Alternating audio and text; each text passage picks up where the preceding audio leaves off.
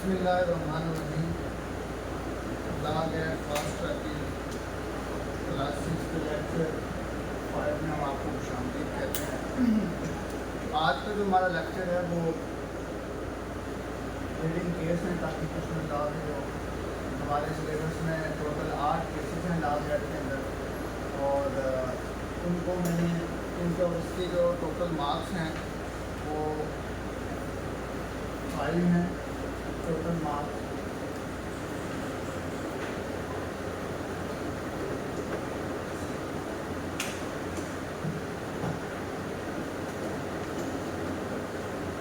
तो उसके लिहाज से जो मैंने सामने आपके जो है ना 8 के 8 केसेस जो है लिखी, तो इसमें से आपके 5 नंबर पूरे हो गए इंशाल्लाह, इसमें से हो जाएंगे। बाकी जो है अगर आप इसको तफसीलन पढ़ना चाह रहे हैं तो वो इनके जो रेफरेंस दे दिए गए हैं वो आप पढ़ सकते हैं तफसीलन।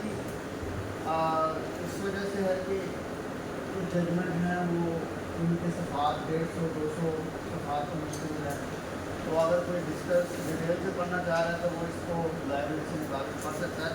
लेकिन अभी पेपर पॉइंट ऑफ व्यू से इसके 5 क्वेश्चन हैं।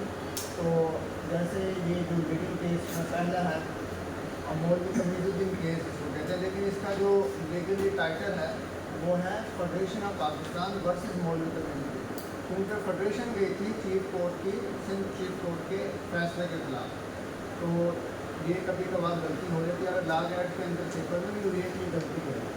फेडरेशन इसका टाइटल जो है वो है फेडरेशन ऑफ पाकिस्तान वर्सेस मौलवी तमीज़ुद्दीन, और जो चीफ कोर्ट में सिंध में हुआ था वो हुआ था Tamizuddin versus federation of Pakistan. High court में हुआ, पंजाब हाई कोर्ट में, हाई कोर्ट में हाई कोर्ट, हाँ फेडरल कोर्ट उस वक्त जो है सुप्रीम कोर्ट नहीं थी, इसलिए जो है फेडरल कोर्ट के नाम से जो है वो कोर्ट थी, वहाँ इस वक्त। अच्छा, जो Maulvi Tamizuddin versus federation of Pakistan होगा वो chief court Sindh chief court, क्योंकि हाई कोर्ट ही उनको कहते थे। हर जो उस वक्त दो चीफ कोर्ट थी, अभी तो हर सूबे की अपनी अपनी अदालत है ना, हाई कोर्ट है। उस वक्त जो है पंजाब जो है वो चीफ कोर्ट हाई कोर्ट होती थी, और सिंध चीफ कोर्ट जो हाई कोर्ट होती थी, ये दो कोर्ट बलोचिस्तान की और KPJ की उसी कोर्ट की थी। तो और ये किस कानून के तहत चल रही थी? गवर्नमेंट ऑफ इंडिया एक्ट के तहत। गवर्नमेंट ऑफ इंडिया एक्ट में 2 कोर्ट थी, एक चीफ कोर्ट और एक फेडरल कोर्ट। ये फेडरल कोर्ट के ऊपर ले गया था, और उस वक्त जो है फेडरल कोर्ट जो है वो कराची के अंदर थी। ये तो डिटेल्स की बातें कराची में थी, और उस वक्त जो कॉन्स्टिट्यूशनल असम्बली थी वो भी कराची के अंदर, जो अभी स्टेट बैंक ऑफ पाकिस्तान है ना, वहाँ कराची के अंदर की बिल्डिंग है, वो पहले वो कॉन्स्टिट्यूशनल असम्बली थी, वहाँ होती थी, इजलास होते थे वहाँ। तो ये तो इस्लामाबाद 1960 के बाद बना ना, इसको कैपिटल बनाया गया, फिर ये सुप्रीम कोर्ट बनाया गया, वहाँ बनाया, असम्बलियाँ बनाई। तो पहला जो हमारा केस है इसको हम डिस्कस करते हैं अब। और ये मैंने तरतीब लिखी है और इसलिए हासिल लिखी है कि ये जो नीचे वाले 4 हैं ये सुप्रीम कोर्ट में जो है ना वो हुए हैं, और किस आर्टिकल के तहत? आर्टिकल 184 क्लास 3 के तहत, ये सारे के सारे, इसलिए इसको नीचे लिख दिया। ऊपर वालों को हम बात करते हैं। तो पहला है फेडरेशन ऑफ पाकिस्तान मौलवी तमीज़ुद्दीन के PLD 1955 FC 240। तो अगर हम इसको पढ़ें, Pakistan legal decision 1955 federal court सफा नंबर 240, इसको इस तरह पढ़ें। इसके अंदर क्या हुआ था, जो मुख्तसर थी आपको पता है कि गवर्नमेंट ऑफ इंडिया जो है उस वक्त जब पाकिस्तान जो है आज़ाद हुआ था वो किस कानून के तहत हुआ था? इंडिपेंडेंस एक्ट 1947 के तहत। हाँ, और उसके तहत जो है 2 डोमिनियन जो है उनको अलग अलग कर दिया, उसकी सेक्शन 87 के तहत। फिर उसके बाद उन्होंने कहा कि अभी जब तक अपना कॉन्स्टिट्यूशन नहीं बना लेती दोनों डोमिनियन, तो उस वक्त तक गवर्नमेंट ऑफ इंडिया 1935 वाला ही चलेगा, अपनी अमेंडमेंट के साथ साथ जैसे मर्जी कर लें। तो इंडिया ने जो है वो 1949 के अंदर अपना कॉन्स्टिट्यूशन आइन बना लिया था, लेकिन हमारा 1956 से पहले कोई आइन ही नहीं बन रहा था, लड़ाई झगड़ा चल रहा था। तो उसी तहत जो है ना क्या हुआ, 1955 से पहले जो कॉन्स्टिट्यूशन असम्बली जिसका काम था कि कॉन्स्टिट्यूशन बनाए, तो वो जो है उसने क्या किया, मतलब गुलाम मोहम्मद जो उस वक्त गवर्नर जनरल था, उसने वो जो है असम्बली तोड़ दी। और उसके बाद जो है मौलवी तमीज़ुद्दीन साहब जो है उन्होंने रिट ऑफ मैनर्स और writ of covenant article 223A government of India कर दी कहाँ, सिंध चीफ कोर्ट के अंदर। अब ये किसके तहत हुई, ठीक है। और कौन सी रिट की थी, ये सवाल ऐसे आता है, कौन सी रिट की थी, रिट ऑफ को वारंटो और मैंडेमेंस। मैंडेमेंस होता है कि कोई under what authority to hold this office, आप under what authority to act this, आपने किस कानून के तहत ये एक्ट किया है। गुलाम मोहम्मद साहब का जो एक्ट है असेंबली को डिसॉल्व करना, इनसे पूछा जाए किस कानून के तहत किया, आपको तो है ही नहीं, कानून मजाज ही नहीं करता। कॉन्स्टिट्यूशन असेंबली जब तक नहीं टूट सकती, जब तक कि कॉन्स्टिट्यूशन नहीं बन जाता। कोई डिसॉल्व कर दिया तो वो कानून कॉन्स्टिट्यूशन किसने बनाना है, सुप्रीम का। तो कोवरेंटो रिट ऑफ मैंडेमेंस और कोवरेंटो होता है कि भाई इनको मना किया जाए, ये जो काम कर रहे हैं ये इलीगल, इसको डिक्लेयर किया जाए। अच्छा, ये वहाँ चले गए, वहाँ जो है इनके हाथ में फैसला हो गया कि भाई बिल्कुल जो गुलाम मोहम्मद है उसने असेंबली जो तोड़ी है वो इलीगली अनलॉफुली जो तोड़ी है वो कानून से बाहर आता है। अच्छा, उन्होंने ये कहा, फिर वो उसके बाद जो है फेडरेशन ऑफ पाकिस्तान जो है मतलब गवर्नमेंट है वो चली गई फेडरल कोर्ट के अंदर इस फैसले के खिलाफ। और इस फैसले के खिलाफ जब वो गई तो वहाँ उस वक्त जो है जस्टिस मुनीर चीफ जस्टिस है, बेंच बना जिसमें जो बेंच की तादाद में जो है वो 5 बेंच की तादाद थी वो थी। और उसके अंदर जो बेंच के अगर हम सबके नाम लें, जस्टिस मुनीर चीफ जस्टिस है, जस्टिस AS अकरम साहब, इकराम साहब, जस्टिस AR कार्लिनियस, जस्टिस मोहम्मद शरीफ, जस्टिस SA रहमान, ये 5 थे। तो 5 जजेस का बेंच बना, उन्होंने ये सुना। तो वहाँ गवर्नमेंट ऑफ पाकिस्तान जो फेडरेशन है, फेडरेशन ऑफ पाकिस्तान ये तब्दीली कि जो इंडियन इंडिपेंडेंस एक्ट है, इंडिपेंडेंस एक्ट जो 1947 उसके तहत और गवर्नमेंट ऑफ इंडिया एक्ट के तहत ये लिखा है कि जब तक कोई कानून जब तक पास नहीं होगा, जब तक कि वो गवर्नर जनरल की उसमें एसेंट ना हो, उसमें उसके साइन ना हो। तो बहुत ये जो 223A जो अमेंडमेंट की गई है government of India constitutional assembly में मोहम्मद तमीज़ुद्दीन वाली ने, इसमें तो एसेंट भी नहीं ली गवर्नमेंट। तो जब ये एसेंट भी नहीं ली गवर्नर जनरल की, तो लिहाजा ये जो लॉ इन्होंने क्या किया है, नया जो इसमें सब्स्टिट्यूट या नया मुताबिक करवाया, ये तो मौसर ही नहीं है, इफेक्टिव ही नहीं है। तो लिहाजा जिस कानून के तहत ये वहाँ गए हैं चीफ कोर्ट में, तो वो कानून ही इफेक्टिव नहीं है। जब कानून ही इफेक्टिव नहीं है तो उनका फैसला भी डिक्लेयर किया जाए कि वो गायब अब इशू है, वॉइड अब इशू, तो भाई कानून इफेक्टिव नहीं है। तो उसमें तमीज़ुद्दीन साहब की कानून ये प्ली दी, कॉन्स्टिट्यूशनल असेंबली के पास इख्तियारात हैं कि वो कानून जो है बना दे, उसमें गवर्नर जनरल की असेंट भी ज़रूरी नहीं है कि दिया जाए, क्योंकि उन्होंने एक और अमेंडमेंट की थी जिसमें गवर्नर जनरल की असेंट जो है ज़रूरी नहीं है, उन्होंने खुद अमेंडमेंट कर दी थी। तो लिहाजा लेकिन जस्टिस मुनीर साहब ने कहा कि नहीं, वो इंडियन गवर्नमेंट ऑफ इंडिया के तहत जो है आपको गवर्नर जनरल की असेंट मिलनी चाहिए। लिहाजा आपने जो ये जो फैसला किया है ये अफेक्ट जिस कानून के तहत किया है, जिस कानून के खिलाफ तहत आप गए थे रिट ऑफ मैंडेमेंस को चीफ कोर्ट के अंदर, तो वो इफेक्टिव नहीं है इफेक्टिव। तो लिहाजा उन्होंने उस फैसले को सेटिस्फाइड कर दिया। और जो फेडरेशन ऑफ गुलाम मोहम्मद जो डिज़ॉल्व की थी असम्बलियाँ, वो उन्होंने कहा कि ठीक थी। उसके बाद जो है वो नई असम्बली बनी के बाद की बात, इसमें हेल्ड क्या हुआ कि मौलवी तमीज़ुद्दीन जो कॉन्स्टिट्यूंट असम्बली है उसको क्या कर दिया गया, डिज़ोल्व करने का फैसला किया। और हमारा गुलाम मोहम्मद ने जो फैसला किया डिज़ोल्व करने का, उसको अब हेल्ड किया गया गवर्नर जनरल के गुलाम, हाँ गवर्नर जनरल। और ये भी हो सकता है क्या फैसला होगा कि भाई चीफ कोर्ट के फैसले को सेटिस्फाइड कर देगा, नल एंड वाइट करार दे दिया गया। ये इसका या तो जजेस की तादाद या ये आ जाता है। और इसमें डिसेंडिंग नोट से ज़्यादा, डिसेंडिंग नोट होता है इख्तिलाफी नोट, कि भाई 5 जजेस थे, 4 ने कहा बिल्कुल ठीक किया है, इसने गवर्नर जनरल साहब ने बिल्कुल ठीक किया है। लेकिन कॉलिनियस दिस इज कॉलिनी साइड थे, दिस इज कॉलिनियस, इन्होंने कहा कि नहीं कॉन्स्टिट्यूशनल असेंबली को डिसॉल्व करने का इख्तियार इसके पास नहीं है, इख्तिलाफी नोट है। हालांकि वहाँ मेजॉरिटी की बात मानी जाएगी ना, फैसला 4-1 का फैसला होगा, तो 4 की बात मानेगी। लेकिन इन्होंने कहा मैं अपनी राय चेंज नहीं करूँगा, मेरी अपनी एक राय है। इन्होंने फिर अपना डिसेंडिंग नोट लिखा है कि भाई ये इन्होंने जो किया है इससे गलत है, मैं इससे इख्तिलाफ करता हूँ 4 तो इसमें आ सकता है कि जो मौलवी तमीज़ुद्दीन है इसमें इख्तिलाफी नोट किसने लिखा था, डिसेंडिंग नोट किसका था, justice AR कार्लिनियस। JAR AR coordinates, हाँ जैसे AR कॉर्डिनेट्स, coordinates. हाँ तो उसके अंदर ये भी आ सकते हैं। इसके अंदर ये किस कोर्ट में फैसला सुनाया था? सुप्रीम कोर्ट में। Chief Court of Assembly. गलत हो गया Federal. हाँ Federal. जल्दी नहीं लगाना। ये जो फैसला दिया गया है फेडरेशन ऑफ पाकिस्तान के हक में, ये किस कोर्ट ने दिया है? Federal Court. Federal court. ये इसमें दिया। ये सवाल आता है सेटिसाइड हो गया, डिसेंडिंग और किसमें लिखा था? और चीफ जस्टिस की तादाद कितनी थी? पाँच। और चीफ जस्टिस कौन थे? Justin Buzzi. हाँ, इसमें भी जस्टिस मनी थे और इससे अगले में भी पहले दो में जस्टिस मनी साथ थे। अब इसमें दूसरा केस आ जाता है। इसमें कौन है? Federation of Pakistan versus 200 case. इसको 200 केस भी कहते हैं। सर जी अगर मौलवी Tamizuddin versus federation of Pakistan है, हाँ तो उसमें चीफ कोर्ट ऑफ असेंबली नहीं दिया था। हाँ, अगर फेडरेशन ऑफ पाकिस्तान इस जजमेंट के खिलाफ फेडरेशन ऑफ पाकिस्तान को फेडरेशन ऑफ पाकिस्तान पहली बार की बनी, मैं ये बताना चाह रहा था। ये जो टाइटल है इसका टाइटल भी है। वैसे मौलवी तमीज़ुद्दीन केस के नाम से मशहूर है, ये मैं बताना चाह रहा था।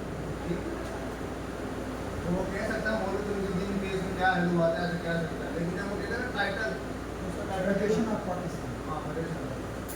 अच्छा जी, अगला 200 केस है। 200 केस के बारे में कुछ पता है किसी को? क्या हुआ था? हाँ जी, ये मर्डर केस, हाँ बताएं। इससे आगे भी मर्डर हुआ था क्या? ये लोरा जिरगा, क्या लोहा लाइट है? ये लोरा ले अच्छा हो गया। तो हुआ क्या था? हमने तो चलो वो हुआ क्या था इसमें? 200 साल को सजा हो रही थी। 200 साल इतना मशहूर कैसे हो गया? मुजरिम जो है इतना मशहूर कर रखा है। अब इसमें क्या है? 200 जैसे आपने बताया, इसकी क्या है? हमारा क्या है? 1958 सुप्रीम कोर्ट। अब सुप्रीम कोर्ट बन चुकी है। 1956 के आइन में जो है फेडरल कोर्ट को सुप्रीम कोर्ट का नाम दिया गया। ठीक है, सभा नंबर 533।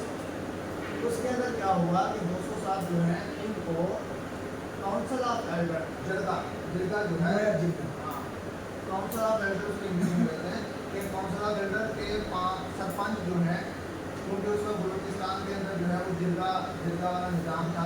उन्होंने क्या किया? Section 19 frontier crime regulation FCR 1901 का जो कानून है अंग्रेजों का बनाया हुआ, उसके सेक्शन 19 के तहत जो है काउंसिल ऑफ एल्डर ने कहा कि तुम्हें सजा दी जाती है। तो उसको उन्हें सजा दे दी। कत्ल का केस है, मैं कत्ल किया तो इसको सजा दे दी।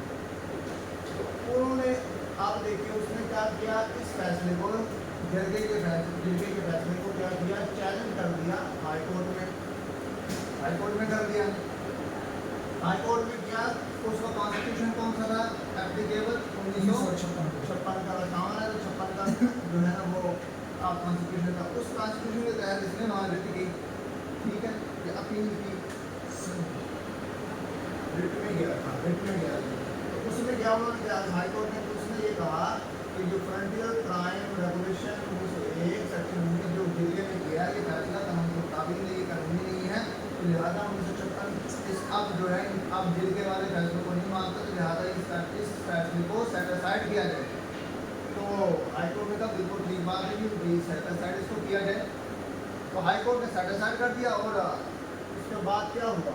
इस फैसले को फेडरेशन ऑफ गवर्नमेंट ने क्या कर दिया? चैलेंज कर दिया। कहाँ? Supreme court. आगे के सुप्रीम कोर्ट। हाँ जी, सुप्रीम कोर्ट में चैलेंज। अब सुप्रीम कोर्ट में जब चैलेंज हो गई, इसकी वहाँ चैलेंज कर दी तो भाई नहीं ये सही फैसला हुआ ये। तो वहाँ क्या हुआ कि इसकी जो अब तारीख थी, पेशी थी, वो थी अक्टूबर 28 29 अक्टूबर को जो है 24 अक्टूबर 24 अक्टूबर 1958 को इसकी पेशी थी है। ऐसे ही भाई शरीफ साहब जी 24 ये मार्शल कब लगा? मार्शल 8 अक्टूबर में लगा, 58 में तो लगा, लेकिन अक्टूबर कब लगा? 8 सितंबर। तो ये 24 को नहीं है। इसको थोड़ा सा इसको देखें कि मार्शल कब लगा। ये आलम साहब देख लेते हैं, ये आपके पास है नहीं कि जो हाँ मार्शल लगा है 1958 का आलम था, वो देखिएगा कि उसकी अयूब खान कब लगाया। अच्छा ये थी, लेकिन उसके बाद क्या हुआ? मार्शल लग गया उसकी पेशी से पहले। उसकी पेशी से पहले लग गया मार्शल। तो अब क्या हुआ? तो मार्शल ने कहा कि कॉन्स्टिट्यूशन को उसने सस्पेंड कर दिया 1956 का आइन को ख़त्म किया जाए, और उससे बाद क्या उन्होंने मार्शल लॉ जो रेगुलेशन जो थी वो उसको जो है वो इनेक्ट कर दिया। उसके तहत जो है ये आया था कॉन्स्टिट्यूशन के तहत, उन्होंने कहा जी अब जो कॉन्स्टिट्यूशन ख़त्म हो गया सब कुछ ख़त्म। उन्होंने कहा जी मैं तो उस कानून के तहत आया हूँ ना पिछला, तो जो इस पर रेट्रोस्पेक्टिव इफेक्ट तो नहीं आएगा मार्शल लॉ का जो लगा है। उन्होंने कहा नहीं पिछले कानून भी वो भी नहीं, अब जो कानून बन गया है उसके कानून के तहत हम नहीं कर रहे। तो इसमें भी जस्टिस मुनीर साहब थे, जस्टिस की तादाद 5 थी, चीफ जस्टिस जस्टिस मुनीर थे, और इसमें जो है वो क्या हुआ मार्शल लॉ को वैलिडेट किया गया कि जी नहीं, कि जब जो है एक कानून आ जाता है तो पूरा का पूरा मुल्क जो है फिर उस कानून के तहत चलेगा। और जब एक चाहे कोई लीगल है इलीगल उनका जी तो मार्शल लॉ है, कॉन्स्टिट्यूशन को तो तोड़ दिया इसने। उसने भी यहाँ हवाला दिया कैल्सन थ्योरी का। कैल्सन थ्योरी ये कहती है कि जब एक चीज़ जो है बाहर के लिए इलीगल होती है या लोग जो है वो एक जो लोगों के लिए ज़रूरी होती है, और जब वो किसी इलीगल मीन से आता है लेकिन लोग उसके खिलाफ मज़ाहमत नहीं करते तो वो ही कानून माना जाएगा। तो मतलब ये मार्शल लॉ जो लगा है हम इसको ठीक मानते हैं, ये वक्त की ज़रूरत थी। डॉक्ट्राइन ऑफ नेसेसिटी को जो है उसमें इस्तेमाल करते हुए और कैल्सन थ्योरी को जो है उसका हवाला देते हुए मार्शल लॉ को वैलिडेट कर दिया। इसको जो है इसकी जो है ना वो सज़ा करी अब मार्शल लॉ के कानून के तहत चली। इस कानून में जो मेन हेड हुआ कि मार्शल लॉ को कर दिया वैलिडेट कर दिया है और कॉन्स्टिट्यूशन को सस्पेंड करो। तो ये जो है 200 केस के अंदर जो है ना इसका है। अब इसमें क्या है हो सकता है क्या है जो है 200 को जो है ना उन्होंने कहा जी तो आगे केस इसका चला था कि भाई सजा होने की नहीं होनी, वो 58 से लेकर तो आपके 62 हाँ फिर मार्शल लॉ का उन्होंने कहा जी जो FCR रेगुलेशन है ना जो पहले के कानूनों का सब इसी तरह के जैसे है जब तक नया कॉन्स्टिट्यूशन नहीं आ जाता। तो इसके अंदर क्या सवाल बन सकता है, अपना शरीफ साहब ये इसको जो है वो रिपीट करें 200 केस को क्या क्या चीज़ें इसके अंदर। Federal court versus 200 1949, supreme court 533, जजेस की तादाद 5, चीफ जस्टिस मोहम्मद मुनीर 200 को पनिशमेंट हुई थी इसके जजेस की तादाद फेडरल कोर्ट ऑफ रेवेन्यू कितनी लिखी है 5 नहीं 4 ये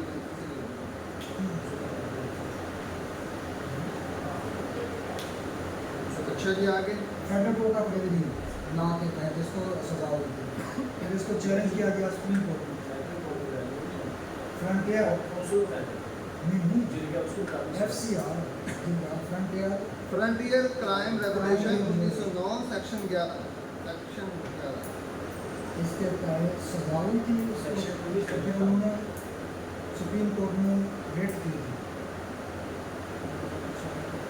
ये किसके खिलाफ की थी? इसके खिलाफ FCR के खिलाफ। हाई कोर्ट ने जो कहा था कि FCR के मुताबिक जो इसको सजा मिली है उसको सेटिस्फाइड कर दिया, क्योंकि 1956 का आइन जो है अब उन्होंने कहा कि पिछले जो कानून को ख़त्म करें 1956 का आइन जो है अब लागू हो। अब इसमें जो जजमेंट की जो लफ्ज़ अल्फाज है वो मैं आपको सुना देता हूँ। डिसीजन ये हुआ कि it was held that victorious revolution और सक्सेसफुल कॉपडिएट ये होता है कि जब कोई भी हमला या कब्जा करता है और लोग उसको मानते हैं, जो वक्त की ज़रूरत होती है उसको माना जाएगा। Is a internationally recognized legal method of changing the constitution. Constitution को चेंज करने का ये लीगल इंटरनेशनली और इसको माना भी जाता है। अच्छा जी, and after a change of that character has taken place, the national legal order must for its validity depend upon the new legal creating organ।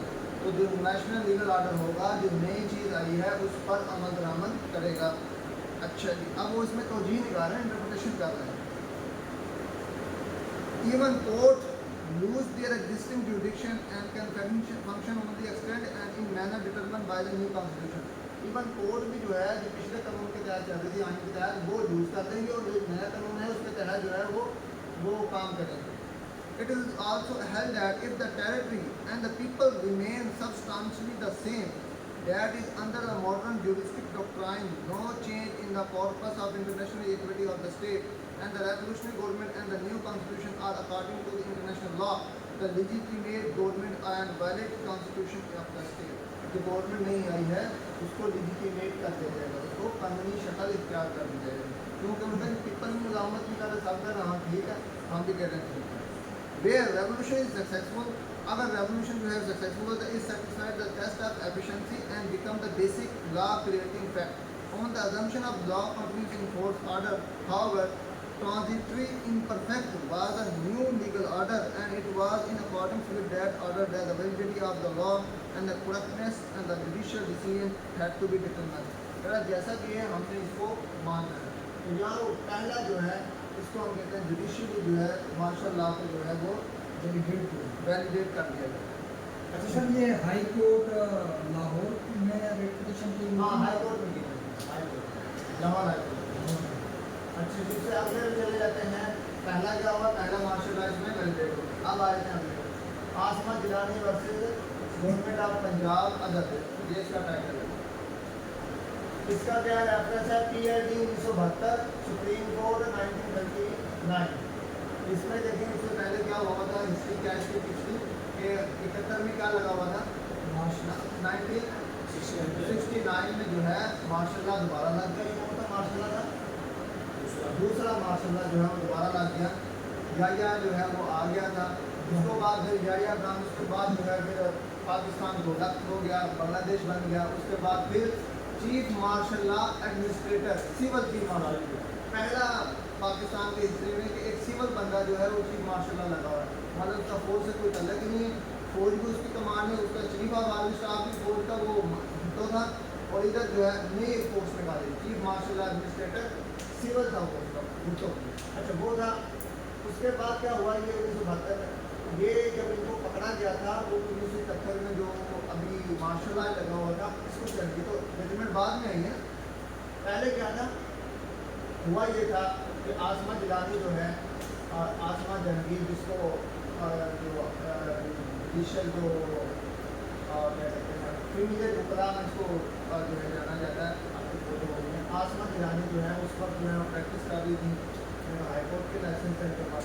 इनको क्या हुआ, इनके बाप को गुलाम जिलानी जो है उनको उन्होंने अरेस्ट कर लिया फौज में। सिंध से जो है रवीना गौर जो है उसका जो हस्बैंड का अल्ताफ हुआ, ये डॉन पेपर अखबार का जो है एडिटर है। ठीक है, सवाल पर ऐसे अल्ताफ गौर करता क्या था, डॉन एडिटर का, डॉन न्यूज़पेपर का एडिटर और रवीना गौर का हस्बैंड था।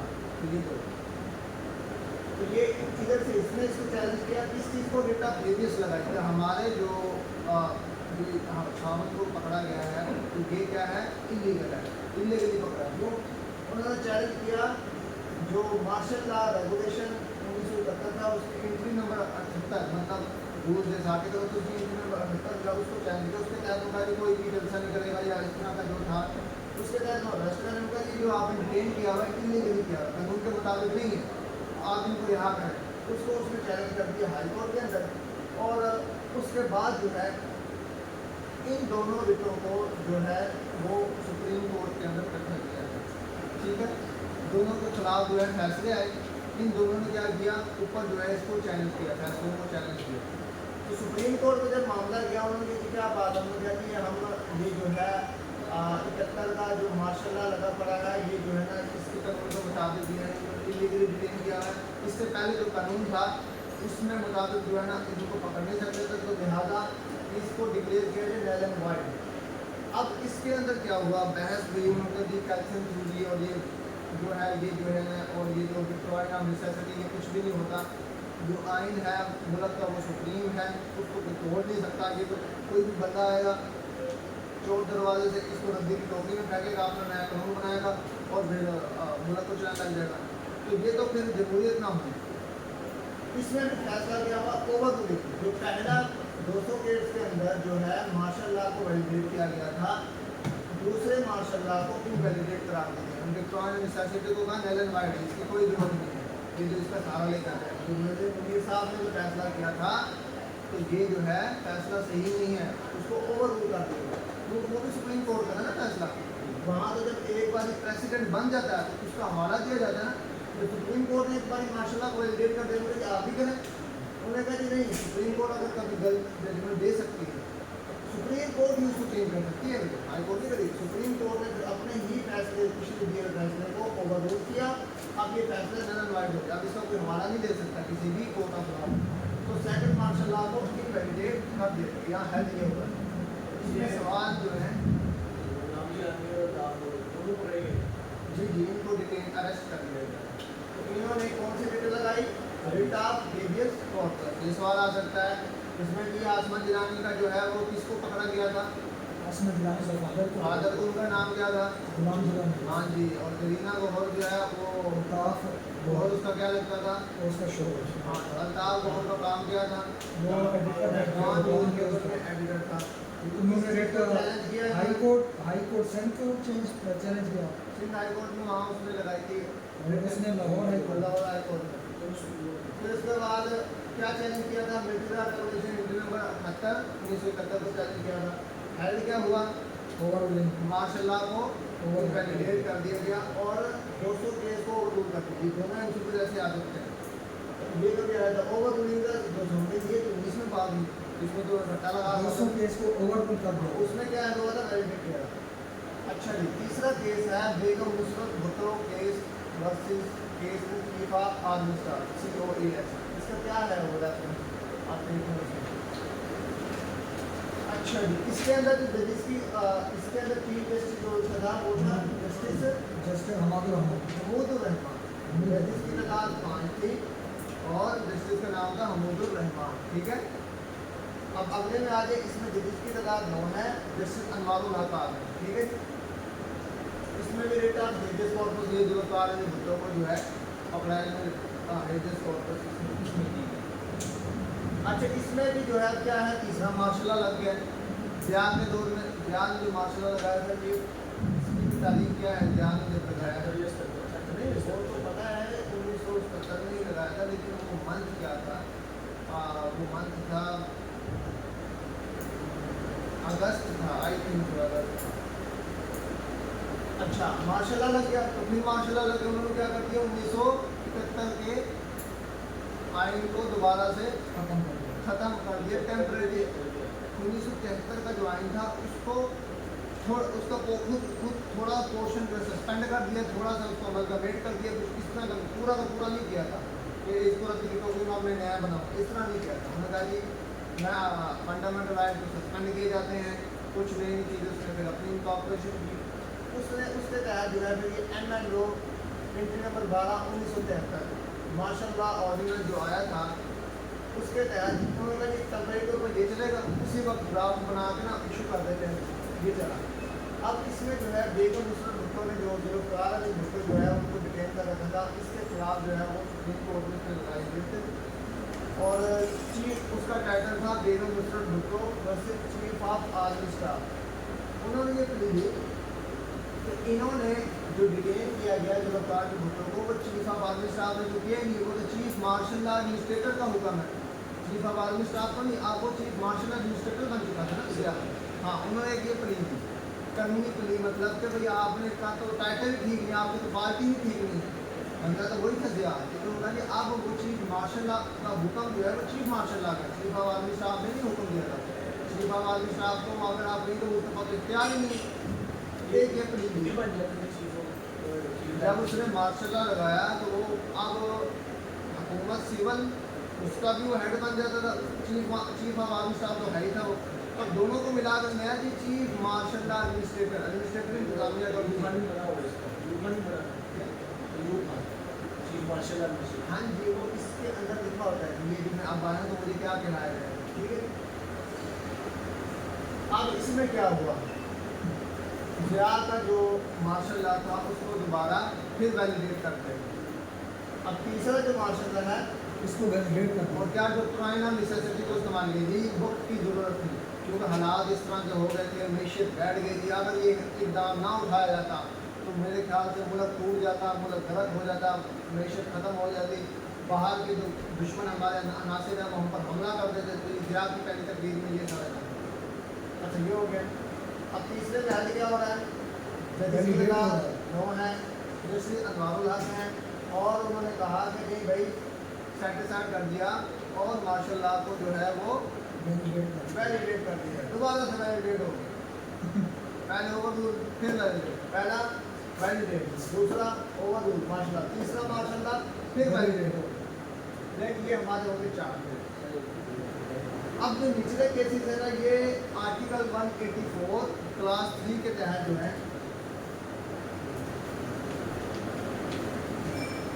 इसके तहत जो है सारे सब सुप्रीम कोर्ट में डायरेक्ट आर्टिकल, इसको हम कहते हैं आर्टिकल 184 क्लास 3 के तहत, जब कोई भी ऐसा इशू जो पब्लिक इंपॉर्टेंस का हो या जिसमें फंडामेंटल राइट्स को जो इन्फ्रिंज हो रहे हो, तो आप डायरेक्ट सुप्रीम कोर्ट और हाई कोर्ट में आर्टिकल 184 क्लास 3 के तहत आ सकते हैं, डायरेक्ट आ सकते हैं।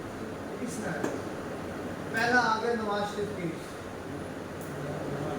PLD 1993 सुप्रीम कोर्ट का बंद। नवाज शरीफ ने जो है पहली बारी जो है वो जीता और नेशनल असम्बली में मेजॉरिटी में आया तो वज़ीर आज़म बना। उस वक्त जो है वो प्रेसिडेंट थे गुलाम इसाक खान। गुलाम इसाक खान जो है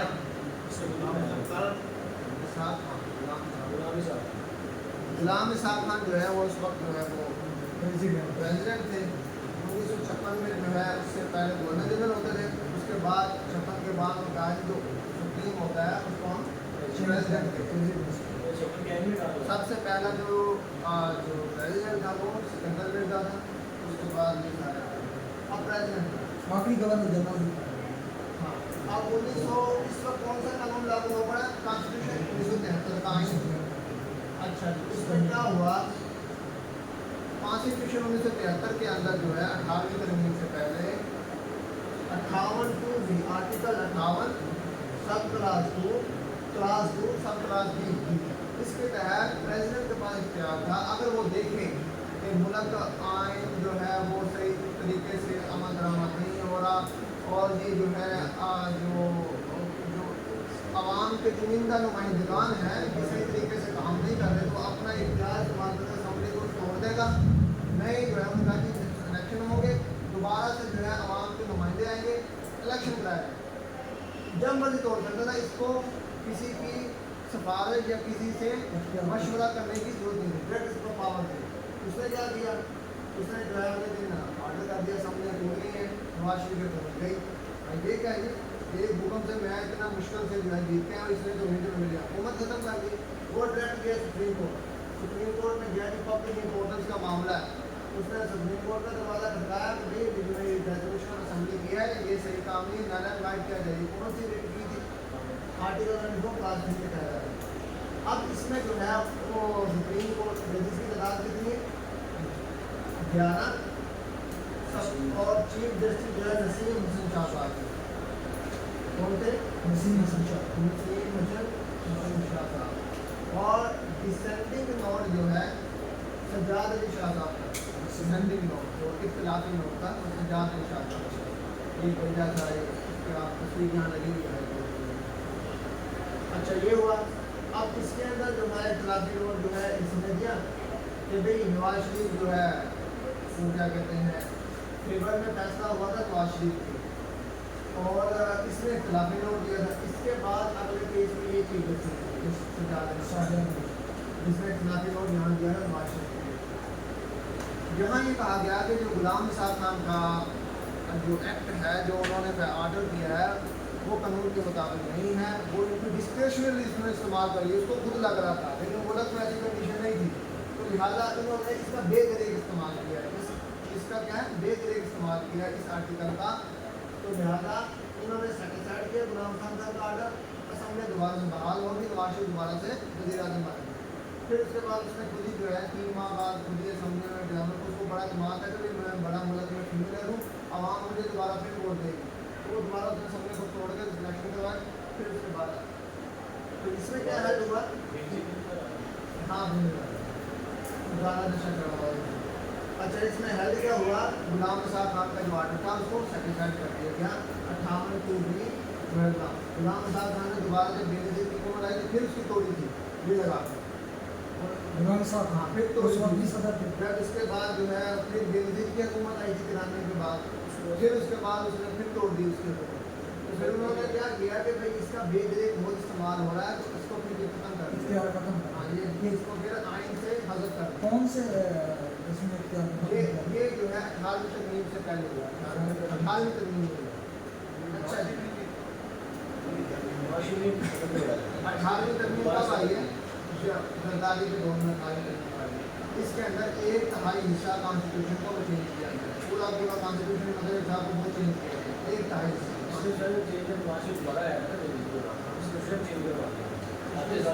इसमें हजरत करवा दिया, मुआशरी आया ना बेनज़ीर के बाद, फिर उसके बाद उसने हजरत 97 की जो हुकूमत उसकी, उसके बाद फिर मुशर्रफ आया, उसने फिर उसकी हुकूमत फिर गिरा दी 99 हाँ इसके तहत नहीं, मतलब ये दूसरी बार जो मुआशरी की टर्म आई है उसमें ये हजरत हो चुकी है किसको खत्म कर और उसके बाद फिर क्या हुआ, इसमें हल क्या हुआ कि 58 का वो जो है असम्बली जो है बाहर कर दिया। अब इसमें ये जो है क्या कौन सा जिहाद, इसके अंदर इसकी है 1996 TLD सुप्रीम कोर्ट 324। इसमें जजेस की तादाद 5 थी, जो चीफ जस्टिस ने इख्तिलाफी नोट यहाँ दिया था सज्जाद अली शाह साहब, उनको यहाँ चीफ जस्टिस बना दिया और जजेस की तादाद 5 है। इसमें तो क्या हो रहा था कि जजेस के अपॉइंटमेंट में कुछ जो है ना कोई प्रॉपर प्रोसीजर नहीं था, ऐसे ही जिसको कोई पसंद आता था वो उठा के वो सियासी तौर पर अपॉइंटमेंट हो रही थी। इन्होंने कहा कि ये ठीक नहीं है। इंडिया के अंदर जो है इस वक्त जो है उनका जो अभी हमारा कमीशन बन चुका है, आर्टिकल 175 के तहत जो है जुडिशल कमीशन बन चुका है, वो जो है अपॉइंटमेंट करता है और एलिवेशन करता है, अपॉइंटमेंट प्लस एलिवेशन, डायरेक्ट भी ले लेता है और नीचे से एलिवेट भी हो जाता है, अपॉइंटमेंट करता है। वो जो डायरेक्ट आते हैं उनकी अपॉइंटमेंट होती है, जो नीचे से ऊपर जाते हैं उनको एलिवेशन कहते हैं। उसमें भी एक प्रोसीजर लगाया गया कि भाई कि जो चीफ जस्टिस होगा वो मोस्ट सीनियर जो है वो बंदा चीफ जस्टिस होगा। हाँ, ये नहीं कि 8-9 बंदा उठाकर नीचे से अपनी मनपसंद का कि तूने मेरे हाथ में बड़े फैसले किए हैं, लो जी उनमें मैं तेरे को ला देना, तो ये तो फिर बड़ा इससे तो मामला खराब हो गया। तो ऐसे नहीं होगा, जो आ रहा है तरतीब से उसको आने दो, वो उसमें किसी की जो है सिफारिश भी नहीं होगी, निचले वालों को भी जो है ना वो उसके अंदर देखेंगे कौन सी क्वालिफिकेशन है। अल जिहाद तो इसके अंदर जो है ये अल जिहाद वाले जो है ना ट्रस्ट की उन्होंने आर्टिकल 184 क्लास 3 के दे दिए कि मामला पब्लिक इंपॉर्टेंस का है कि जजेस की जो अपॉइंटमेंट हो रही है वो कानून के मुताबिक भी हो रही है, तो लिहाजा उसके नाम से जो है ना versus federation of Pakistan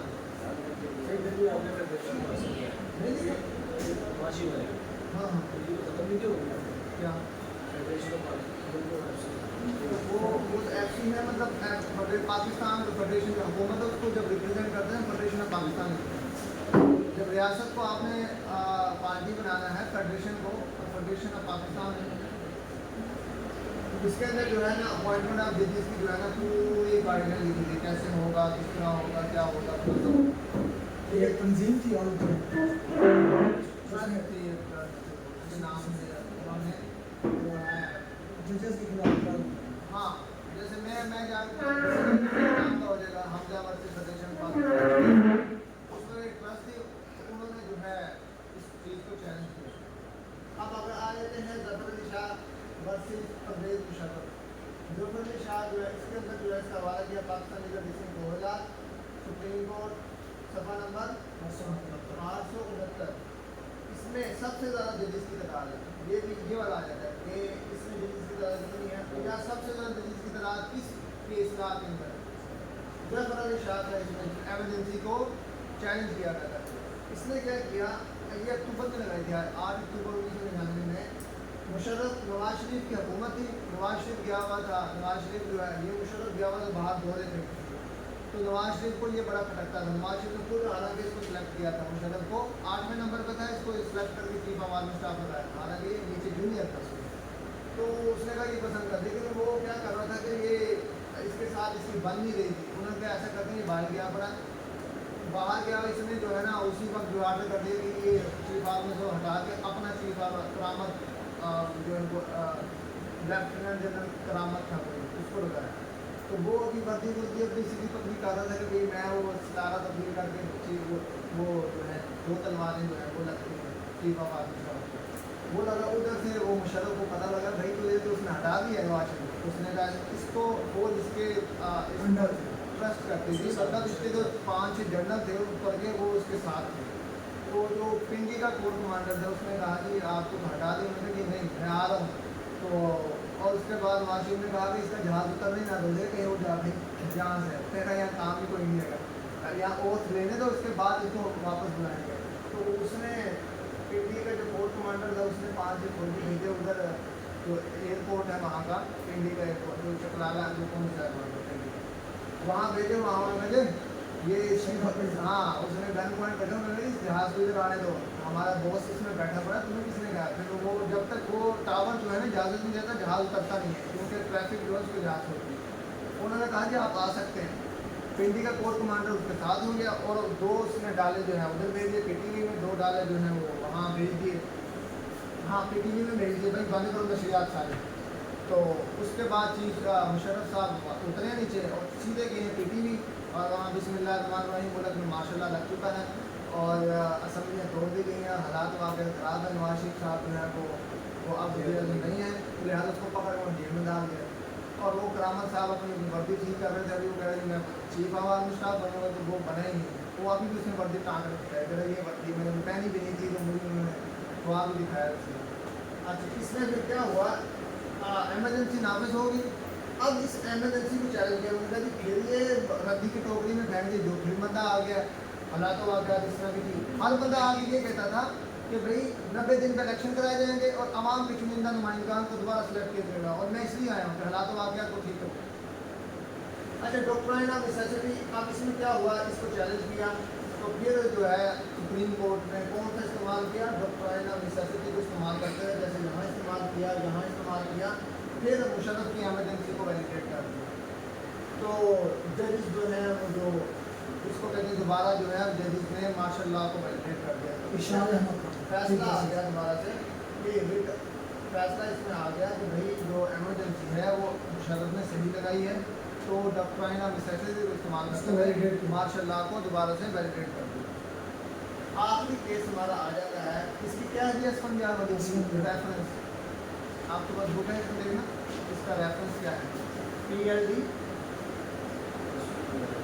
2001 supreme court SC 607। इसमें जो चीफ जस्टिस था वो अरशाद अली अहमद खान साहब था, और इसमें भी रसमंजाल बरीन 2001 वाला, इसमें भी अरशाद अहमद खान था। तो ये दोनों में ही चीफ जस्टिस अरशाद अहमद खान, ठीक है। और ऊपर के जो है मौलवी तमीजुद्दीन, और 200 के उसमें कौन है चीफ जस्टिस, और इसमें भी जो है वो अरशाद अहमद खान आप, ठीक है। अल जहाज में सजाद अली शाह है, जिसमें इख्तिलाफ, इसमें कौन है नसीम हसन साहब, और इसमें कौन है कि भाई अनवारुल हक है, और इसमें कौन है महमूद।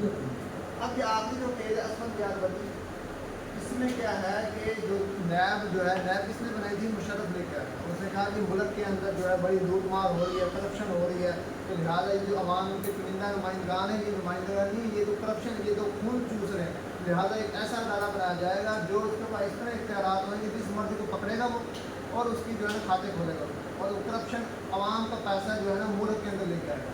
तीसरे नायब ने फिर जब इख्तियार मिले उन्होंने पकड़े हर बंदे को, पूरे सियासी जो MP MLA से सबको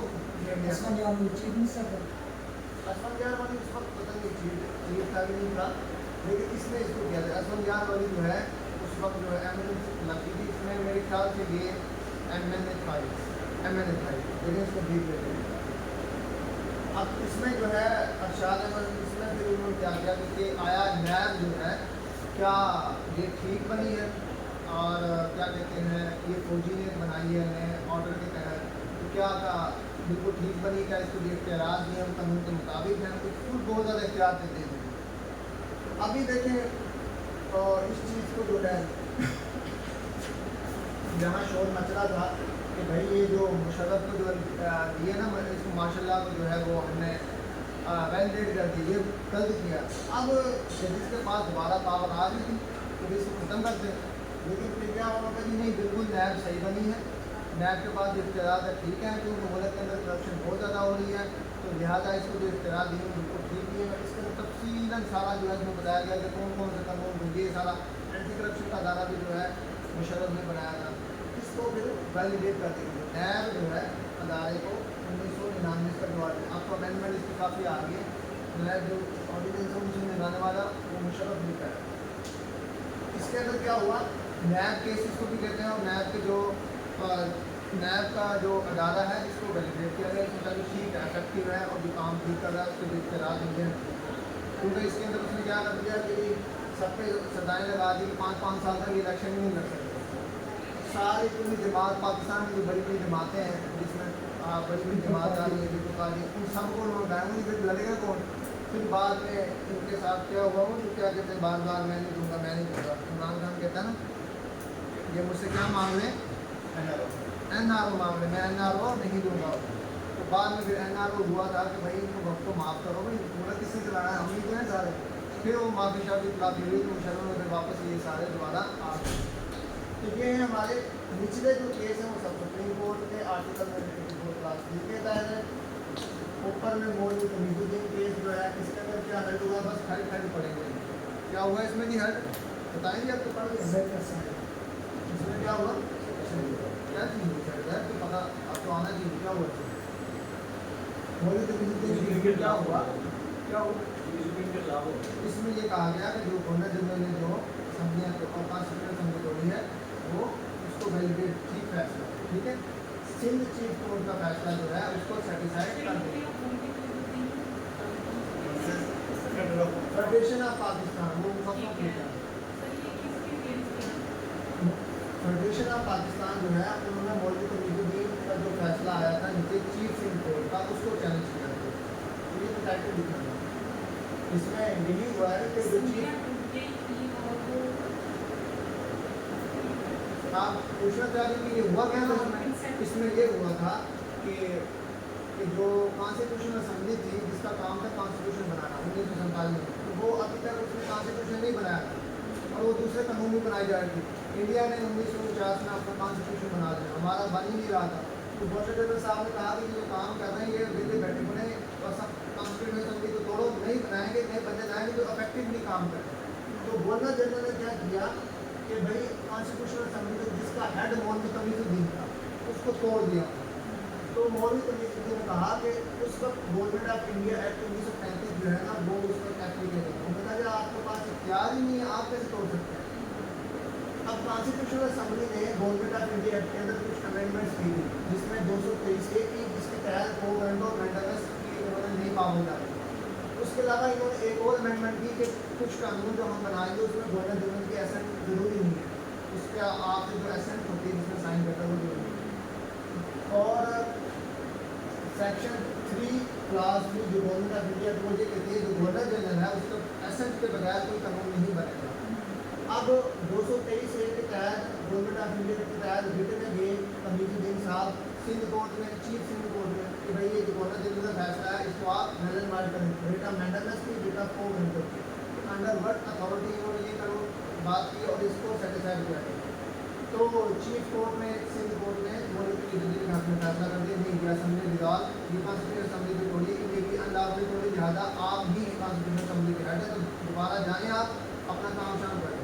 उसी वक्त गवर्नर जनरल की फेडरेशन ऑफ पाकिस्तान है वो चली गई फेडरल कोर्ट में, उस वक्त सुप्रीम कोर्ट में थी, आइन नहीं बना हुआ था 1935 के एक्ट के तहत जो है वो फेडरल कोर्ट उस वक्त थी, वहाँ चले गए। उन्होंने कहा कि मौजूद तमीजुद्दीन का केस जो है वो जो उसके हाथ में फैसला हुआ वो गलत दिया है। उस वक्त 3 जस्टिस से जस्टिस मुनीर और 5 जजेस का बेंच बना, उसमें जस्टिस कॉर्नवालिस भी थे AR कॉलोनी में। तो इन्होंने कहा फेडरेशन ऑफ पाकिस्तान ने कि ये जो 223 की अमेंडमेंट जिसके तहत इन्होंने रिट की थी, ये जो नई अमेंडमेंट लेके आए हैं गवर्नमेंट ऑफ इंडिया ने, इसकी तो एसेंट तो गवर्नर जनरल से ली नहीं गई, जिन्होंने लिहाजा जब ये इफेक्टिव ही नहीं है इस कानून के तहत ये गए हैं सिंध हाई कोर्ट में, चीफ कोर्ट में, सिंध कोर्ट में चीफ कोर्ट में है वो कानून ही इनफेक्टिव है। जब जिस कानून के तहत है वही इनफेक्टिव तो उसका फैसला भी जनरल वाइड होगा। उन्होंने लेकिन ये तमीजुद्दीन साहब ये ले रहे थे कि आपसे हम वो एसेंट लेने के मजाज ही नहीं है, हम कॉन्स्टिट्यूशन असेंबली। तो लेकिन जस्टिस मुनीर ने कहा कि कानूनी तौर पर आप ये अमेंडमेंट कर ही नहीं सकते और जिस कानून के तहत आप गए हैं चीफ कोर्ट में वो कानून ही इनफेक्टिव है, तो लिहाजा आपके गवर्नर जनरल ने जो फैसला किया वो बिल्कुल सही किया। तो इसके बाद इसमें इख्तलाफी नोट दिया जस्टिस वाले ने, इख्तलाफी नोट इनका था डिसेंडिंग जो नोट होता है इसमें फिर क्या किया, कॉन्स्टिट्यूशन असेंबली टूट गई, फिर नई कॉन्स्टिट्यूशन असेंबली नहीं बनी थी। तो ये इसके अंदर ये हुआ है, तो कॉन्स्टिट्यूशन कोरोना जनरल का फैसला उसको अब हेल्ड किया गया, जिससे फिर एक बुरहान आ गया था कॉन्स्टिट्यूशन, वो एक अलग सियासी बहस है उसमें। चलें ये हमारे ये केस का जो है खत्म हो गया। तो इसी में से ही हेल्ड में दोबारा लाया था, इसमें क्या हुआ, 200 में मार्शल लॉ जो लगाया था, जिसमें अयूब खान ने उसको वैलिडेट कर दिया गया। आसमा गिलानी केस में जो सेकंड मार्शल लॉ लगा था, उसको जो है उन्होंने कहा इनवैलिडेट कर दिया, ठीक है। तीसरे में क्या हुआ, नुसरत भुट्टो के अंदर दोबारा से जो ज़ियाउल हक ने मार्शल लॉ तीसरा लगा रखा था, उसको फिर वैलिडेट कर दिया गया इस केस में। हाँ, उसको जो है अपील करते के इसका ट्रायल चला था हाई कोर्ट में, तो ये उसकी अपील के लिए सुप्रीम कोर्ट ने वहाँ उसको सुनी नहीं, तो लिहाजा उनका फैसला सुप्रीम कोर्ट का फैसला तो फिर अब अपने लोग उसके बाद हुई थी। इसमें ये हुआ है कि एक वाहिद केस है ऐसा कि जिसका ट्रायल हाई कोर्ट में चला है। ट्रायल कोर्ट जो है वो कितनी है, CRPC के अंदर लिखा हुआ हाई कोर्ट में ट्रायल कोर्ट है, अगर वो करे तो ट्रायल कर सकती है। तो ये एक बात था सियासी चीज़ उन्होंने कहा कि हम खुद करें, तो ये वैसे गलती भी थी। अगर वो नीचे ओरिजिनल जो जुडिक्शन में ट्रायल होता है मजिस्ट्रेट में, तो सेशन और या मजिस्ट्रेट सेक्शन 30 जो होता है, तो उसके बाद एक अपील का राइट ओवर हो जाता है। तो लिहाजा बस एक सियासी था, वहाँ ऊपर गई, वहाँ से उड़ गई, उसके बाद जो है वो फांसी का फैसला जो है वो अब कर दिया। तीसरे मार्शल लॉ को जो है दोबारा से क्या दिया, बिटकॉइन ऑफ नेसेसिटी। फिर नवाज शरीफ वाले केस में क्या किया कि 58 को भी जो गवर्नमेंट जो असम्बलियाँ तोड़ी गई थी गुलाम इसाक खान प्रेसिडेंट ने, उस फैसले को नल एंड वाइड करार दे दिया गया। आज बिहार को इसमें गाइडलाइन दी गई है, अपॉइंटमेंट ऑफ जजेस या एलिगेशन ऑफ जजेस के बारे में। और इसके बाद मुशर्रफ केस में जब बिटकॉइन ऑफ नेसेसिटी को फिर इस्तेमाल करते हुए उसकी एमरजेंसी को वैलिडेट कर दिया गया। ये अल जिहाद ट्रस्ट केस है, अल जिहाद वर्सेस फेडरेशन ऑफ पाकिस्तान। इसमें कोई जहाज की बात नहीं, बस एक ट्रस्ट की उन्होंने इसको चैलेंज किया है अपॉइंटमेंट को कि भाई जिसकी अपॉइंटमेंट सही नहीं हो रही, वो एक उस पर जो है वो सियासी तौर पर अपॉइंटमेंट हो रही है, क्वालिफिकेशन की बुनियाद पर नहीं हो रही, तो लिहाजा इसका एक प्रोसीजर गाइडलाइन लाई जाए। इंडिया के अंदर मसाले दिए, मेरे ख्याल से 150 सफात की जजमेंट है, पूरा दिखा हुआ उन्होंने। फिर उसके बाद 18वीं तरमीम के अंदर आपको कमीशन बना दिया गया। फिर परवेज मुशर्रफ इसमें केस में क्या हुआ, जो एमरजेंसी लगाई उसको फिर वैलिडेट कर दिया गया। असफल जाल वाली केस के अंदर क्या हुआ कि नैब के जो कहते हैं कि नैब में जो कानून बना है, ऑर्डिनेंस बना है, ये ठीक बना है, इसके जो है इसको वैलिडेट किया गया। तो ये क्या हुआ, हाँ हाँ इसमें हाँ कोवरेंटो का मतलब इसमें क्या किया है कि कमांड दी जाए कि भाई ये काम जो है गलत हो रहा है, एमरजेंसी को डिक्लेयर नल एंड वाइड करा दी। तो जब तक कोवरेंटो नहीं साथ सकती है कि साथ कमांड इससे जो है आर्टिकल के तहत वो सुप्रीम कोर्ट ने मांग क्या रहे थे कि एमरजेंसी को नल एंड वाइड करेंगे, कमांड दिया कि जो ये है नल एंड वाइड करेंगे, इसको कोवरेंटो है। हालांकि उसमें आगे में नहीं दिखा हुआ, लेकिन वो फिर भी चल रहा है। लेकिन ये थे हमारे केस, और ये जो है ना मैंने इसको कागज़ पे भी लिख दिया, तो आप इसकी कापी करवा के घर में जो सारी चीज़ें लिखी हुई हैं कागज़ में लिखी हुई हैं, तो इसकी कापी करवाने की ज़रूरत है, तो आप इसको जो है असम्बली में लिखी हुई है। अच्छा, आप मैम लेट होगी आज? सर एक तो फ्राइडे का, दूसरा आगे निकल गया थे हम लोग। अच्छा जी, अब हम जो हैं जो किस तरह आपने जो लॉ गैट का पेपर अटेम्प्ट करना है, जो एग्जामिनेशन हाल के अंदर अब आपने जाना है। अल्हम्दुलिल्लाह आपकी तैयारी जो है उम्मीद है कि अच्छी हो रही है, और अभी जो एक दिन बताया 30 जून को आपका पेपर है, जी जी, और आई थिंक टाइमिंग 9 बजे की 8 बजे की लिखी होती है। अगर 9 बजे पेपर स्टार्ट होता है लेकिन 8 बजे की लिखी होती है, 1 घंटा पहले जो है वहाँ बुलाते हैं वो। जी तो आप बेहतर यही है कि 8:30 बजे तक वहाँ पहुँच जाएँ, घरों से जल्दी निकल जाएँ, ताकि जो है कभी कभार दौरान सफ़र जो है कोई ऐसी आफत या इस तरह की मुसीबत भी आ जाती है, टायर पंचर हो गया, गाड़ी ख़राब हो गई या ट्रैफिक जाम है, तो लेट हो जाता है, तो परेशानी बन जाती है। तो जब अच्छा यही है कि आप टाइम से पहले निकलेंगे, क्योंकि पेपर में तो आगे पीछे नहीं होना, वरना आपकी ये सुनेंगे कि भाई बात कि भाई आप लेट क्यों आए हैं, तो वो पेपर में बैठने नहीं देते, फिर रिक्वेस्ट करनी पड़ती है बहुत ज़्यादा, फिर टेंशन में ना पेपर अटेम्प्ट होता है ना कुछ होता है। तो इंसान हवास पाता हो जाता है। तो सबसे पहले तो क्या टाइमिंग्स है, उससे पहले जो अभी आपके पास 2 दिन है उसमें क्या करना है आपको, इन 2 दिनों में 2 दिन ही आज के दिन और कल करें, हफ्ता का दिन है, उसके अंदर आप ये जो हमने पढ़ लिया है उसको दोबारा से रिपीट करें और पेपर पॉइंट ऑफ व्यू से दोबारा पूरी किताब नहीं, आपने जो पेपर पॉइंट ऑफ व्यू से हमने चीज़ें पढ़ी हैं और जो मोस्ट इंपॉर्टेंट है या जो पास्ट पेपर हैं उनको निकाल कर उसको हल करने की कोशिश करेंगे। आया मुझे अब कितना नॉलेज हो गया है, पढ़ तो दिया आपने, अब आप पास्ट पेपरों की तरफ आ जाए। पास्ट पेपरों की तरफ जो नहीं आता फिर उसका देखें, भाई ये तो इस तरह उसका फिर आंसर की से देख लें और फिर किताब से भी देख लें। तो ये 1 दिन के अंदर आपने ये करना है। इसके बाद जो एग्जामिनेशन हाल के अंदर आपने जाना है उसके अंदर जो मैंने बता दिया, जो आपसे पहले जाना है तो लेके क्या जाना है, नंबर 1 एक आपके पास बात पॉइंट होनी चाहिए और गत्ता साथ ले लें। कभी कभार वो कुछ एग्जामिनेशन हाल ऐसे हैं कि जहाँ पेपर रखने की वो ऊपर डेस्क नहीं होते।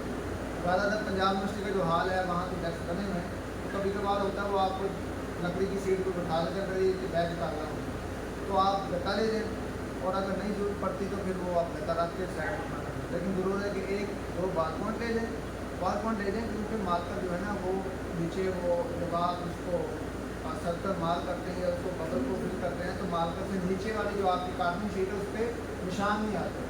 तो आप 100 जो है वो करने के बाद जब घर जाएंगे तो आएगा कुछ नहीं, तो क्योंकि की जो है वो 48 आवर्स के अंदर जो है वो चढ़ जाती है, तो आप घर बैठे फिर अपने देख रहे हैं कि मेरे कितने सही हैं, तो उसी वक्त आपको अपना रिजल्ट पता लग जाएगा। वैसे रिजल्ट 7 दिन बाद जो है ना वो अपलोड करते हैं, 15 दिन में लग जाते हैं। तो नीचे कार्बन शीट आपको एक मिलेगी, उसको मेरे ख्याल से उल्टा करना पड़ता है, कभी कभी होती है कभी करना। हाँ लेकिन कोशिश कीजिएगा कि भाई हाँ एक बार लगा के देख लीजिएगा कि नीचे निशान जा रहा है, अगर नहीं जा रहा उसको उल्टा करके रख दीजिए। मेरे ख्याल से जैसा है ऐसे ही होना चाहिए, क्योंकि उसको वो अगर एक बार आप उखाड़ देंगे तो फिर आप उसको सेट नहीं होगी, कैसे रखना है।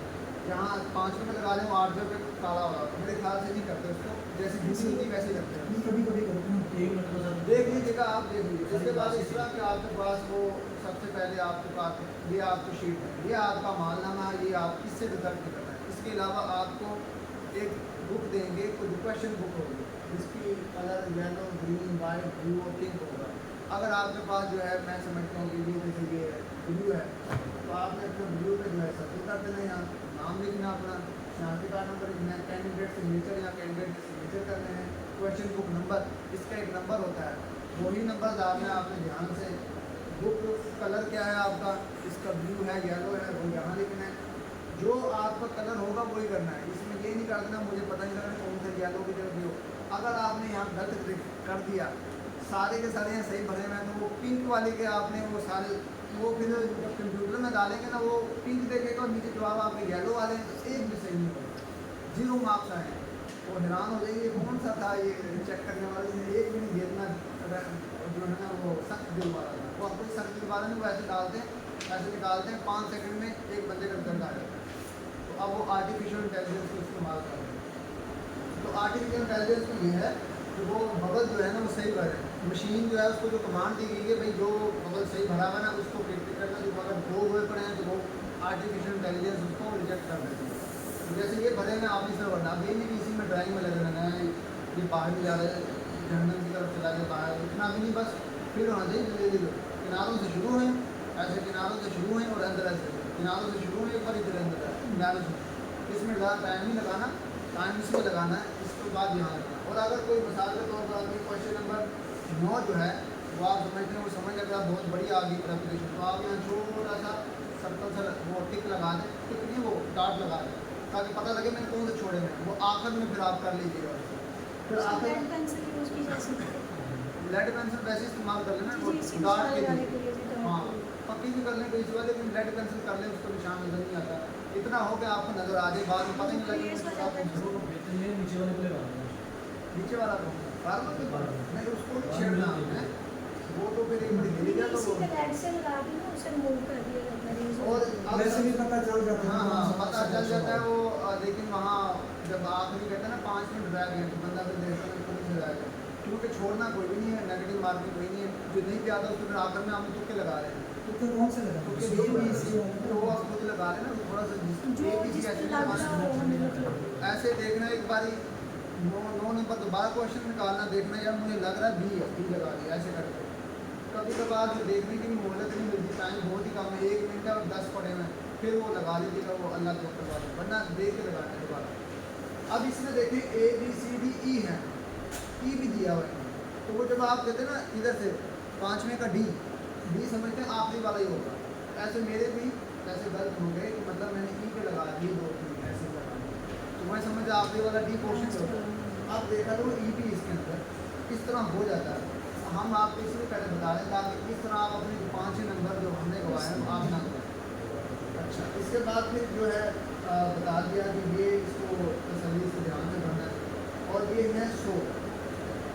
इसके बाद ऐसे होता है जैसे 25 पहले, फिर उसके बाद कभी कभार धोखा सा हो जाता है, ऐसे करके यहाँ लगा के आज लगाना 32 में, तो 32 में नहीं लगाना, एकदम देखना 32 में 33 में तो नहीं मैं बढ़ रहा। तो इस तरह अगर एक खराब हो गया तो आप फिर ऊपर देखते नहीं, सीक्वेंस खराब हो गया 34 का 35, 35 का 36, 36 का 38 में आ गए, तो सारा ही पूरी गाने का बाद में देखते ये क्या हो रही है, तो मसाला लगा, फिर वो फ़ायदा कोई नहीं है, तो वो आपको ना नई बबल शीट मिलेगी ना कुछ होगा, वो ये कहेगा भैया बस जो कर दिया तो आगे आपकी मर्जी। तो इसमें जो 120 मिनट हैं और 100 MCQs हैं, 100 ही है ना भाई, 100 MCQs हैं, नेगेटिव मार्किंग नहीं है, अगर आप 100 से लोगे तो 100 ही नंबर मिल जाएंगे।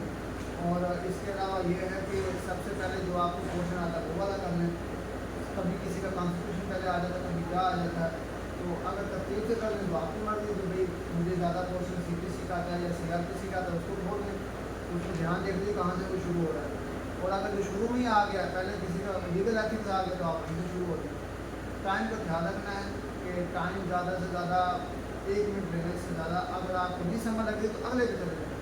99 नंबर को तो अटैम्प्ट कर लें, अब एक तो नहीं है भाई इसी को बेस्ट करूँ आज, तर्जमा करूँ उसको सही समझूँ आज, भाई इसी को ही सही करना है, सारे नंबर इसी में, उस पर कभी कभार लोग 5 मिनट शुरू में 5 मिनट लगाते तो टाइम बहुत बड़ा होता है, आखिर में वो कहता है कि भाई कभी कभार टाइम नहीं बताते, घड़ियाँ नहीं लगी होती, तो आप अपनी घड़ी लेके जाइए, मेरे पास वाटर प्रूफ टाइप की है, तो इस तरह की 150 वाली या आपके पास 6 को लें, मकसद है टाइम सही बताते हो, ये ना हो टाइम खराब बता रहे हो, तो उसमें आप देख लें टाइम तो मुझे 1 मिनट हो गया, अगले दिन चले जाए, वैसे ही पता लग जाता है, तो क्योंकि भी प्रेशर आ रहा होता है कि भाई मैं अब करूँ ये ना करूँ, आप छोड़ दें कोई बात नहीं, 50 नंबर लेने इसमें से 90 नंबर नहीं लेना है, तो पहले 50 का तो पूरा कर लेना, तो भाई मैं पास तो हो गया, मुझे उसको खुशी के साथ लगाएं, हाँ घर जब आप आएंगे भाई मैंने 50 तो मेरे ठीक हो गया, पास तो हूँ ना मैं, इसमें पहली पोजीशन दूसरी पोजीशन में नहीं, लाइसेंस आपको वही मिलेगा जैसा वो टॉपर को मिलना है, और जिसके 50 है उसको भी वही लाइसेंस मिलना है, वो आगे आपकी महारत है, वो महारत कैसे चलती है वो आपके ऊपर है। तो टाइम का खास ख्याल रखना है, सबसे ज़्यादा जो मार खाई जाती है वो टाइम मैनेजमेंट है, कि 1 मिनट से ज़्यादा, और कुछ ऐसे MCQ ने लेते लीगल एथिक्स के, उसमें आपको कितने 10 मिनट मिल रहे हैं, 1 मिनट का एक आधा हिसाब लगाए, वो आपको 5 मिनट में हो जाएगा, वहाँ से आपके 5 जल्दी हो जाएगा, आप लेकिन इतनी जल्दी नहीं कर, देख के साथ ही वो फ्रेम का साइज कितना होना चाहिए, डेट सही बटा दो, डेट एक सही डेढ़ दर्ज दो, फिर इसके अलावा जैसे वो कुछ ऐसे जो रटे हुए हैं शेल नाट वाले जो हैं वो ज़्यादा जो थे क्लाइंट वाले वो शेल नाट वाले थे, तो आप जल्दी लगा देंगे ये उसमें फारक हो जाते हैं, वहाँ से आपको टाइम मिल जाता है।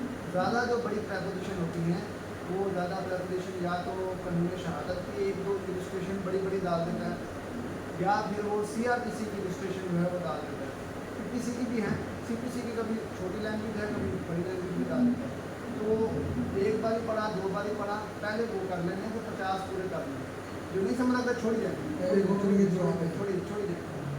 1 घंटे के अंदर अगर आपने वो अपने 50 पूरे कोटा पूरा कर लिए, 60 हो गए आपके, 70 हो गए हैं, फिर आए दोबारा ऊपर, फिर उनको सोच समझ के करेंगे, अब ये आप मेरे अजाफी मार्क्स हैं, अब मेरे ये अजाफी मार्क्स होगा, अब मैं इनमें से जितने ले लूँगा वो मेरा क्रेडिट है, तो उनको लेकिन अटैम्प्ट सारे ही करते हैं, तो एक ख्याल रखना है कि किसमें मैं लगा रहा हूँ नंबर, वो ख्याल रखना है, उसको देख कर उसको देख, इसमें जो मर्जी रूड़ा मारते हैं, जो वो कहते हैं इस पर आपने दर्द नहीं मारना, जो मर्जी मारते हो कोई फ़र्क नहीं पड़ता है, बस आपसे लिखी जाना है समझने के लिए, यार ऐसे ऐसे कुछ भी गंद मार दो, कोई भी वो आपको कहते हैं इस पर नहीं आपने कुछ मारना, क्वेश्चन बुक में गंद मार दो, जो मर्जी खरीदो, ये रद्दी है, सब कुछ रिटर्न क्यों रिटर्न ही करेंगे ना वो, उसके बाद वो हमें हमारे पास नहीं है, कहते तो हैं कि इस तरह जो है क्वेश्चन बैंक लीक हो जाएगा, तो हमें क्वेश्चन बैंक लीक नहीं करना, क्योंकि ये एक बार क्वेश्चन बैंक बन चुका है, उसी में से दी जा रहा है, मिसाल के तौर पर एक बार में 5,000 MCQ बना दिए, उसी में शफलिंग करके दें, अगर क्वेश्चन बुक लीक करी जाएंगे तो सारे जो है ना 5000 MCQ को इकट्ठे कर लेंगे सारे बाहर वाली किताबों वाले, फिर वो कहेंगे पेपर तो आ गया हमारे पास, फिर उसमें से निकाल लेंगे। जैसे के साथ पेपर लीक तो हो रही है डेली बेसिस हर साल हर वो पेपर लीक होते रहते हैं, फिर उनके पास लीक तो नहीं है। अभी आप यहाँ बैठे हुए हैं, 6 बंदों ने कत्ल कर दिया वहाँ बैठे हुए होंगे ना, कहीं चर्च किए होंगे, कहीं कहीं गुनाह हो रहा होगा, हो रहे सारे काम हो रहे हैं, जुर्म हो रहा है, सारा हो रहा है। अब इसको ये तो नहीं कहेंगे वहाँ हो रहा है तो लीगल है। उन्होंने कह दी जब एक आपको उनके रेगुलेशन में है तो भाई ये हमारी पॉलिसी है कि हमें ये नहीं देने, तो बस नहीं देने थे। अब आप इस झगड़े में पड़ गए कि मैंने ये घर लेके जानी है, बाइबल की किताब मुझे दे, मुझे दे, मैंने घर ले जाऊँगा, बहुत अच्छी है, पीला रंग मुझे बहुत अच्छा लगता है, तो वो उसको छोड़ें, अपना मकसद है 50 नंबर पूरे करें, वहाँ से आएँ और इसको जेब में डालें और घर आकर फिर अपने को देखें, वो अपलोड कर देंगे, फिर उसके साथ कंपेरिजन से ये बंदे ने कंपेरिजन किए हैं, टिकट टिकट लगा रखे मेरे कौन कौन से सही बहुत ज़्यादा ही लगा रखे हैं टिकट 50 पूरे, तो बस इतना ही है इसमें।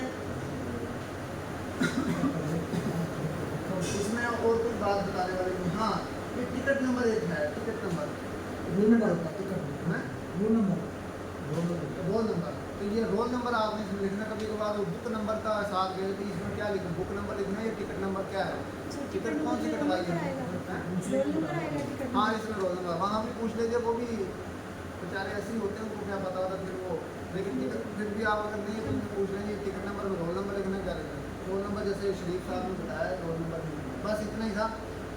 ये जो अभी हमने यहाँ आधा घंटा या 15 मिनट अभी लगाए हैं, इसलिए लगाए हैं ताकि आपके वहाँ आसानी, आप इनवेजिलेटेड एक होगा और उसके ऊपर 40 बंदे होंगे या 60 बंदे होंगे, तो वो हर बंदे को नहीं बता पाता, और अगर दफा मारो मैं हूँ किन किन दसा में 30 नंबर जितने भी हो, इसलिए आपको यहाँ टाइम हमने इस चीज़ों को बता दिया, एक तो गलती ना हो आपसे, और दूसरा आप इसमें अपना टाइम वेस्ट ना करें, क्योंकि आपके 120 मिनट शुरू हो चुके हैं।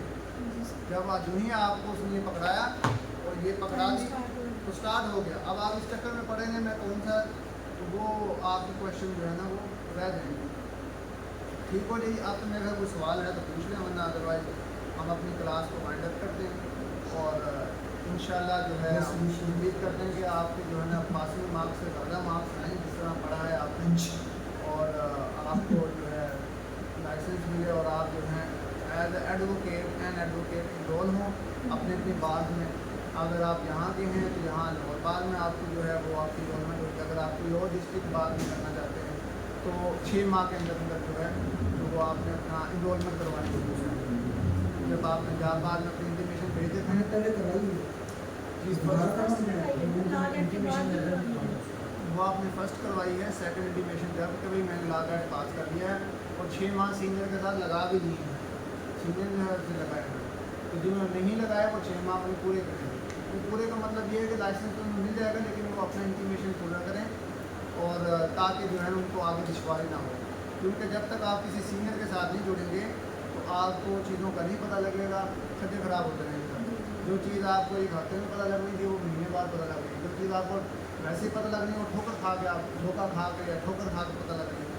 इसलिए जो है इंसान की ज़िंदगी में कोई ना कोई उसका उस्ताद होना ही चाहिए, कॉलेज में आपका होना चाहिए, फिर उसके बाद यहाँ हाँ फिर इंडिपेंडेंट कहते हैं, इंडिपेंडेंट हो गए, इंडिपेंडेंट का मतलब ये है कि अब जो है वो मातहत इस लिहाज से नहीं है कि वो फाइनेंशियली तौर पर इस वजह से नहीं इंडिपेंडेंट में होगा, किस वजह से पहले वो उनसे कुछ पैसे ले रहा होगा, अब वो उसके पास अपनी केसेस की तादाद इतनी हो गई है कि वो आपको कहता है कि मैं अपना काम इंडिपेंडेंट, लेकिन फिर भी जब भी कोई क्यूरी आती है तो वो अपनी सीनियर से डिस्कस करता है, क्योंकि कानून एक समुंदर है, उसमें जो है बहुत सी चीज़ें हैं, तो कुछ उनका एक्सपीरियंस भी होता है, कुछ उन्होंने केस ज़्यादा भी किए होते हैं, तो जिसकी वजह से हमें आसानी हो जाती है, वो हवाला दे देते हैं कि फ़लाँ केस को पढ़ो या फ़लाँ लॉ को पढ़ो तो इसमें तुम्हें इसका हल मिल जाएगा। तो हम अपने तो हम अपनी क्लास को इख्तिताम करते हैं इसी पर, तो इंशाल्लाह रिजल्ट के बाद पास पेपर अपना शरीफ साहब आज आप ऐसे करें ना, थोड़ी सी एफर्ट करें, इनके पास है ही नहीं, इनके पास इम्पोर्टेंट है, वो उन्होंने भेजा है। आपसे मैंने कहा था गूगल में लिखें लीक पास पेपर, ठीक है बंद करें, मैंने